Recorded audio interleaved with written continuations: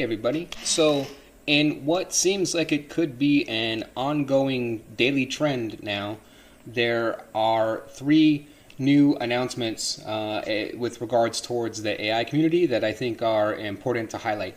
And so, I want to first of all use this video as a framing to show off and utilize exactly why I think that the open source community is doing it better and will continue to do it better when it comes to AI. And so, up front with that, I am going to be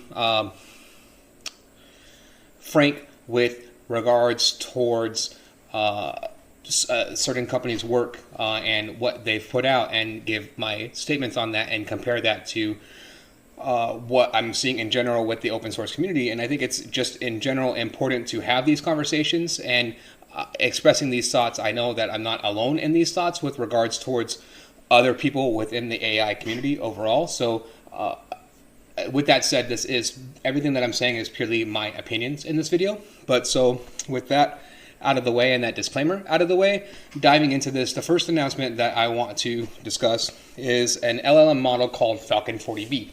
And Falcon 40B is an interesting model.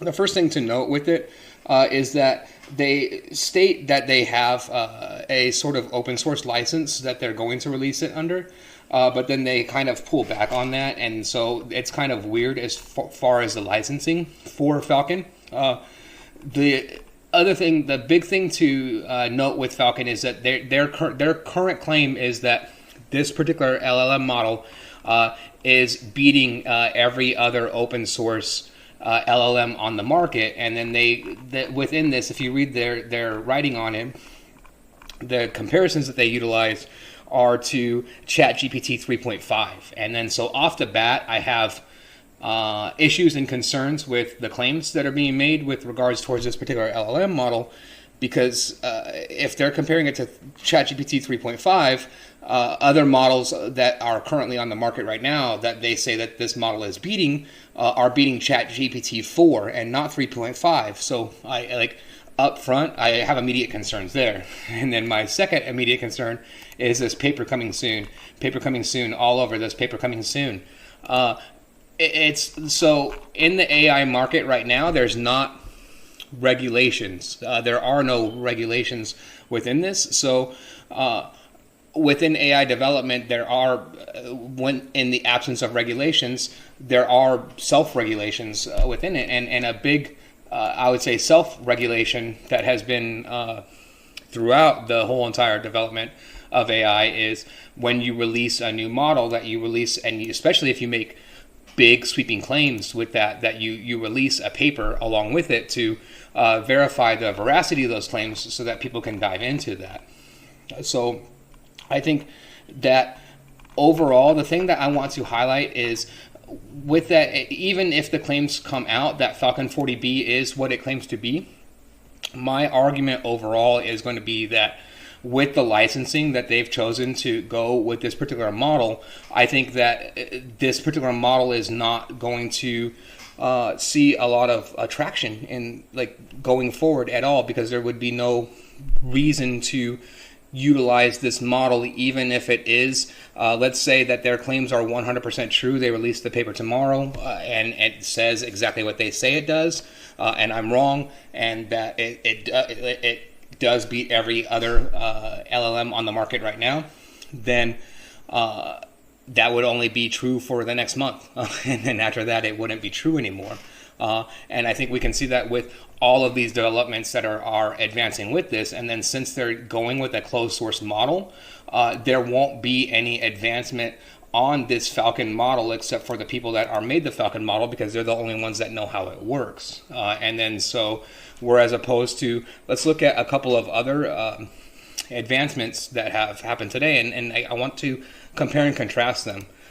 This second one I think is important. So and it gives you kind of a good, to me, a contrast as to a company doing it right. So this is an announcement for a product called Megabyte.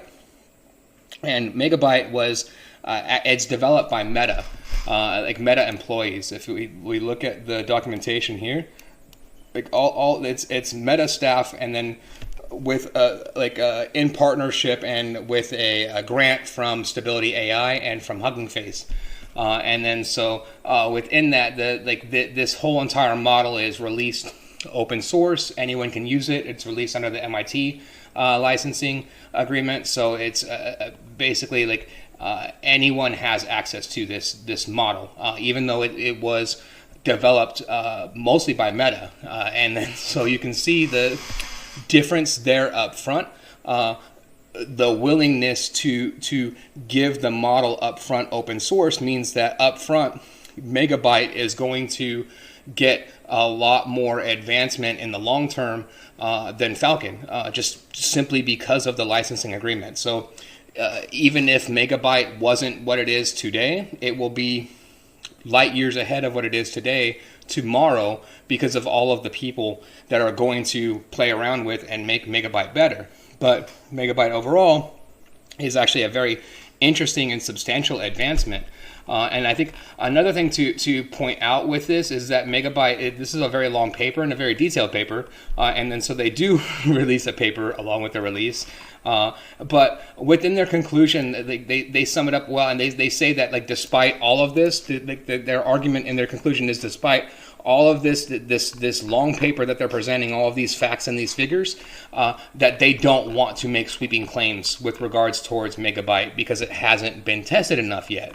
And then so you can see just this overall contrast in multiple things when you're looking at kind of just how these things are built out. And then within within AI space specifically, you can definitely see, and you're seeing more and more kind of differentiation in quality, which is why, hands down, I have been open source all the way when it comes towards AI development, and I'll continue to be open source because it's just the actual better advancement model within this. You have companies like Meta that are buying into that same model as well, and releasing products like Megabyte that are that completely open source that are backing into that. And then with this, I haven't even described what Megabyte does overall. So it solves a big problem with LLMs. So with your typical LLM model, if you give it, say, for example, like a book, you try to feed it, hey, here's a book.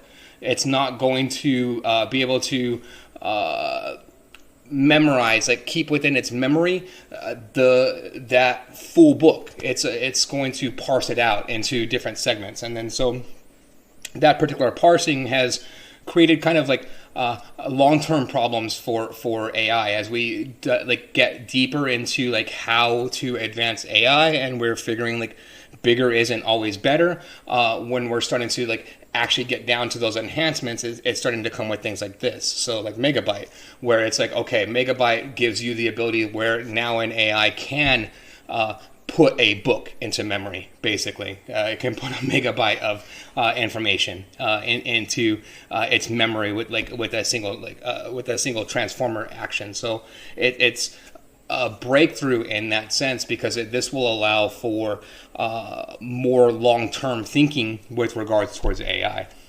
So despite the claims of Falcon, and then despite the underclaims of Megabyte, I would say that Megabyte is actually one of the biggest announcement that comes from today. But I think there's also a third announcement, and I think that this one has the potential to be an even bigger announcement. What it does in itself is very simplistic. So this is called Voyager, an open-ended embodied agent with large language models, and then up front, just announcing it again, I think like one of the beautiful things with this is they announce immediately, and up front we open source our full entire code base and all of this to the open source community. So they immediately do that, and then of course it has a paper along with it. And then this is interesting as well, and I think again it's highlighting so who developed Voyager and who worked on this particular project. It was between NVIDIA, Caltech, UT Austin, Stanford, and ASU, and they specifically cite equal contributions and equal advising across all of those parties. So very joint effort and then a joint collaboration between the business community and the academic community, which has been going on for a long time. And then so companies that aren't having that collaboration are again going to fall behind.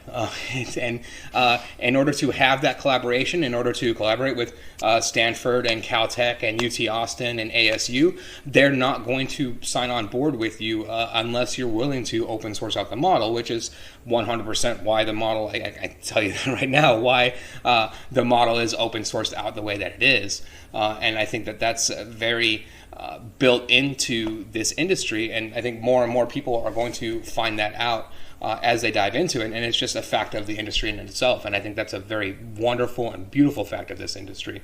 But diving more specifically into what Voyager does, Voyager is actually really cool because so it's specifically for Minecraft, and then what it does is it utilizes, it's essentially 3 different technologies. If we go to the method, it creates an automatic curriculum, it creates a skill library, and then it creates an iterative prompting mechanism, and then all 3 of these things combined essentially make this AI explore the Minecraft world in ways that AI typically hasn't been able to do. And then so it uses them in conjunction. So the very first thing that it does is 2.1 is it creates utilizes, and this is all based off of ChatGPT 4, I should mention that. And they also mention very specifically within this paper, which I think is interesting, and I think it kind of points to the power involved in this, and like where the technology could go with this is that they need ChatGPT 4 to run this. They can't run this on anything less than ChatGPT 4. But so with the automatic curriculum building, essentially what it does is as the agent goes through the game, it creates a curriculum for itself, like a tutorial, like a task to complete, a kind of like school type process.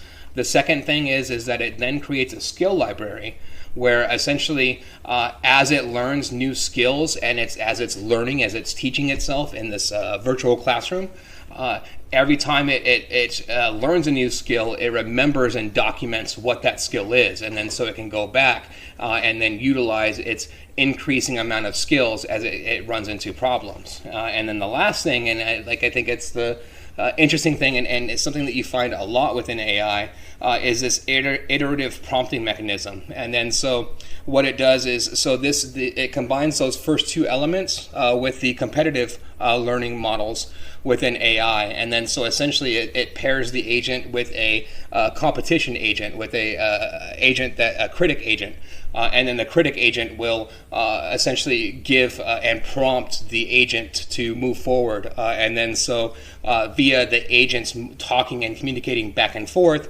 that allows for increased learning within the model.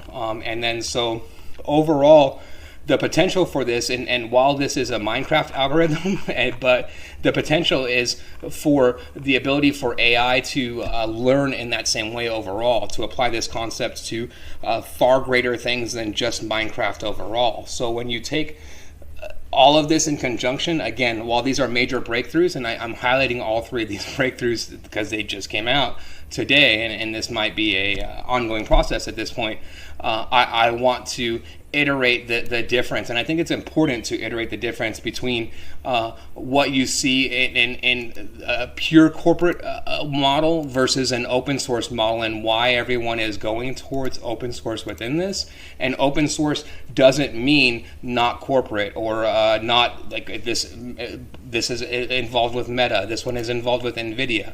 Like, that's not what it means overall, but what it means overall is this collaboration and the actual collaborative effort, which is what you're going to find is far more important than anything else when it comes to AI. Hope you guys like the video. Please like and subscribe.